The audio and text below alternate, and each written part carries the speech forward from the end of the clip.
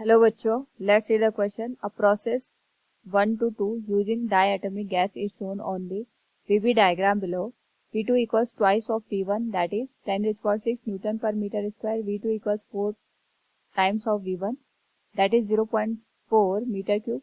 The molar heat capacity of the gas in this process will be. Here we have given a diagram with 4 options. Now to answer this question, first we will discuss here the key concept. And here the key concept will be molar heat capacity. और molar heat capacity को हम यहाँ पे indicate करते हैं by C, which is a ratio of heat divided by change in temperature, and it also multiplied with number of moles. Depend करता है कि हमारे पास यहाँ पे नंबर ऑफ मोल्स कितने दे रखे हैं.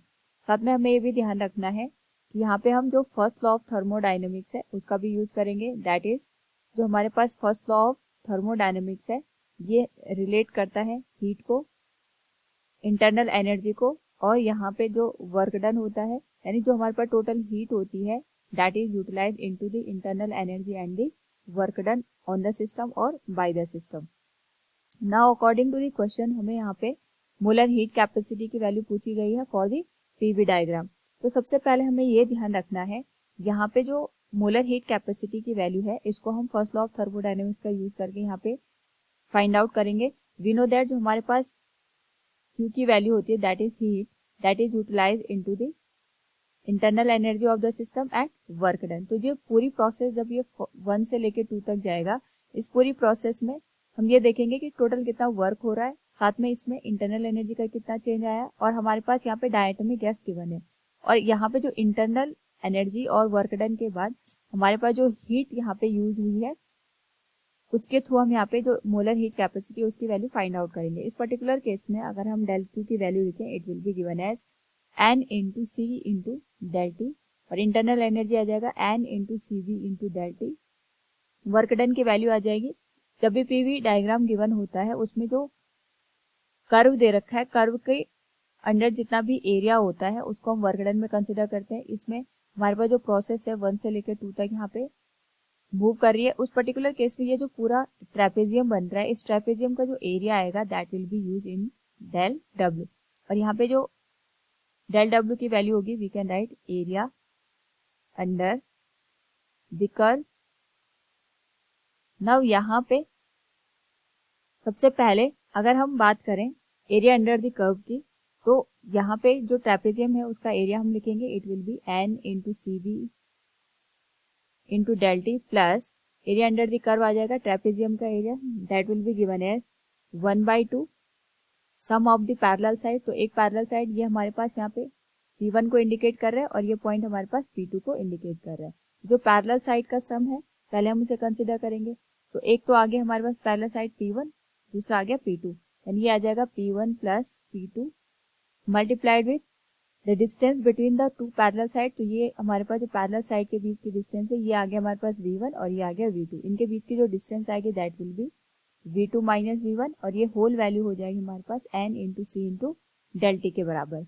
नाउ यहाँ पे हमें एक बात और ध्यान रखनी है कि हमारे पास जो डायटोमिक गैस होती है उसके लिए जो CV की वैल्यू होगी दैट विल बी 5/2 R के बराबर. So it will be N into 5/2 into R into del T plus 1/2. अगर हम P2 और V2 की वैल्यू रख दें तो ये जो पूरी वैल्यू है इट विल बी P2 हो जाएगा ट्वाइस ऑफ P1, तो ये आ जाएगी total value thrice of P1, और V2 माइनस V1 ये आ जाएगा 4V1 minus V1 that is 3V1 equals N into C into del T के बराबर.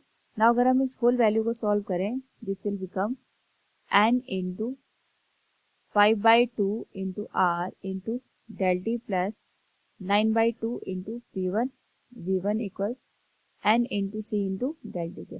नाउ यहाँ पे अगर हम P1 V1 को रिप्लेस कर दें in terms of the N and del T, तो उसके लिए हमें ये ध्यान रखना है कि हम आइडियल गैस इक्वेशन होती है इट स्टेट्स PV इक्वल्स होता है हमारे पास N into R into T. इसी का यूज करते हुए अगर हम यहाँ पे दोनों कंडीशन में जो PV की वैल्यू है उसका डिफरेंस ले लें तो ये आ जाएगा P2 V2 minus P1 V1. तो इसको हम लिख सकते हैं N into R T2 minus n into R T1 के। तो इस पर्टिकुलर केस में अगर P2 और V2 की वैल्यू रख दें तो जो P2 है ये आ जाएगा हमारे पास ट्वाइस ऑफ P1 और जो V2 की वैल्यू है that will be 4 times of V1 minus P1 V1 equals ये आ जाएगा n into R into T2 minus T1 को हम यहाँ पे सीधे डेल T के बराबर लिख सकते हैं। सो अगर हम इस होल वैल्यू को सॉल्व करें ये आ जाएगा 7 P1 V1 equals n into R into del T के। तो अगर ये इक्वेशन 1 है तो मैं इसको इक्वेशन नंबर 2 दे देती हूँ और यहाँ पे जो P1 V1 की वैल्यू है वो हम इक्वेशन 1 में पुट कर देंगे। तो ये वैल्यू आ जाएगी n into 5/2 into R into del T plus 9/2 into P1 V1 की वैल्यू हो जाएगी n into R into del T divided by 7 equals n into C into del T। तो जो n और डेल T है ये दोनों साइड हमारे पास कैंसिल हो जाएंगे यहाँ पे और जो होल टर्म है ये बचेगी हमारे पास 5/2 into R plus 9/2 into R multiplied with 7 ये आ जाएगी C के बराबर। तो अगर हम C की वैल्यू लिखें तो एलसीएम आ जाएगा हमारे पास ओवरऑल 40 ये आ जाएगा 35 plus 9 and it will B multiply here with r। अगर हम इसको ओवरऑल सॉल्व करें तो हमारे पास जो C की वैल्यू है that will become 44r divided by 14। तो जो C की वैल्यू आएगी that will B 22r divided by 7. This will be the final answer. So from the given question, we can say here the molar heat capacity of the gas in this process will be 22r divided by 7. Option D will be the right answer. Hope all you understood it. Thank you and best of luck.